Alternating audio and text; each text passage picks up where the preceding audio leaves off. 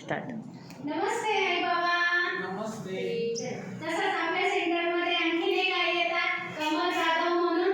आता आज आपण त्यांचा अनुभव ऐकूया की मॅथच्या थेरपीने त्यांना काय अनुभव आलेला आहे. आई, तुमचं नाव सांगा. कमल जाधव. अच्छा, कमल जाधव आईचं नाव आहे. आई वय वय माझं 55 आहे. हां. कुठलं येतं आई?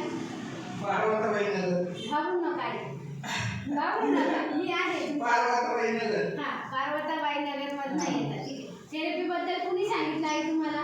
कुणीही सांगितलं, मी जाता जाता रस्त्याने बघितलं, म्हणजे चला आपल्याला जायचंय. हां. मी अंग माझं खूप जड पडायचं. अच्छा. मला म्हणजे शरीर माझं जड राहायचं हां. आणि एकदम असं हे वाटायचं थकल्यासारखं. हां. तर मी म्हटले चला जाऊन बघूया, आपण करूया. अच्छा.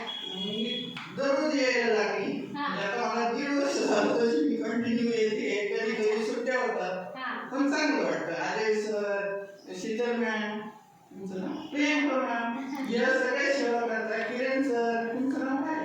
प्रतीक्षा मॅम, हे सगळे सेवा करताय. त्याच्यामुळं सगळ्यांना धन्यवाद. आई, तुम्ही आपली स्पेशल थेरपी घेतलेली आहे, हो की नाही? आपला बेल्ट, आपला फिरायला बसचा बेल्ट, ही जी थेरपी तुम्ही ती घरी येऊन जाण्याचा निर्णय घेतलेला आहे, हो की नाही? आणि त्या स्वरूपात तुमची आपली आतमध्ये स्पेशल रूममध्ये थेरपी सुद्धा चालू आहे, हो की नाही? आणि तिथे आपली लाईफ गार्डची मॅट आहे, तर त्या मॅटची सुद्धा तुम्ही थेरपी घेता, ठीक आहे? आणि त्या मॅटच्या थेरपी घेऊन तुम्हाला काय अनुभव आला आहे?